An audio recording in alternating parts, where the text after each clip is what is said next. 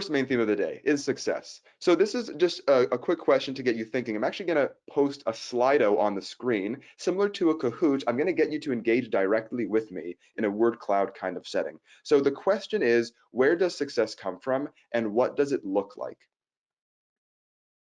I want to know what you think about this. So you can get this quick, a quick little join QR code here at the top left. You can also visit the website and put in this numerical code, and you're answering the question. Just write down the first word that comes to mind when you think of success, and what does success look like to you? How does it make you feel? Give you about a minute for this, and I'll wait for things to pop in. Wonderful.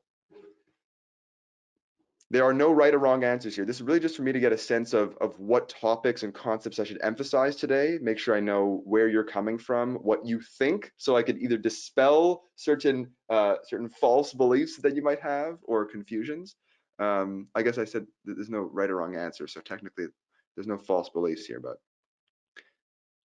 So we've got, what does success look like to you? It looks like financial freedom. It looks like money in big capital letters.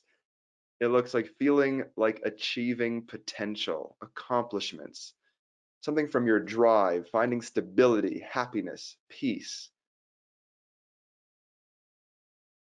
It's interesting. We've got this kind of capitalistic and then reflective, like balanced kind of dichotomy coming up here as well. Having a purpose and passion that align with my career.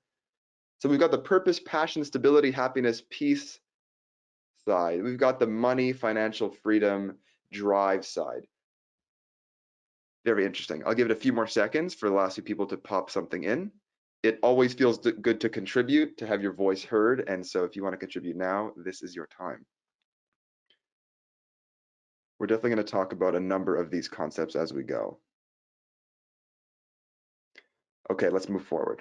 Thank you so much for those of you who contributed, and for those of you who are just thinking about it, that is excellent as well. So what we're going to look at here is we're going to look at a simplified diagram of success. This is a hyper-simplified diagram. That's somebody at the top, maybe you, maybe me, maybe Michelle Obama.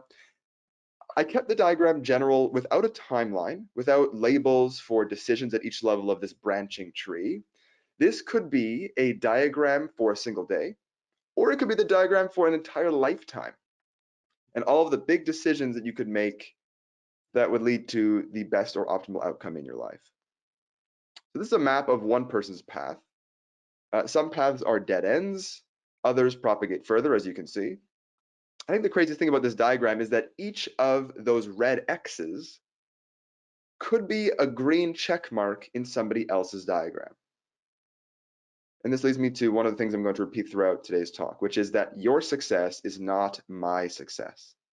So this is a nonlinear academic path that I'm talking to you about. That's my experience, it's not your experience. And this is a diagram of success for one individual that might not even be me. This is really important to understand, because you're going to have people throughout your life. If you're into self-help, you're going to read about people telling you that the way that they did things is probably the best way. And I'm not here to tell you that.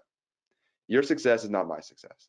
Now, the daunting part of this diagram is the sheer number of paths we can take in a day or in a life. But the beautiful part of this diagram is the sheer number of paths we can take in a day or in a life. And so it's important to frame the situation, like Srinivas said, in a positive light. We have the choice to look at a quote unquote negative situation positively, and we can do that here. I need to make another point, and that is that the tick mark here, or the tick marks, do not represent single successes. They mark the endpoints of successful paths. So to keep the diagram clean, I haven't put a green check mark at every location before a red X, but if you visualize them, this picture is a lot more positive than it actually looks. And this is, again, leading back to this concept of framing.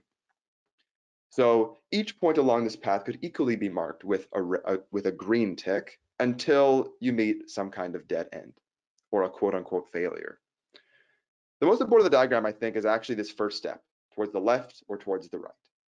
That's before any action is taken. You're in a pure reflection stage and you're asking yourself, what does success look like? So congratulations, you already started that step a few minutes ago. It's not over yet. The reflection step could take you 30 minutes. It could take you a day, a month, a year. It might even take your entire life.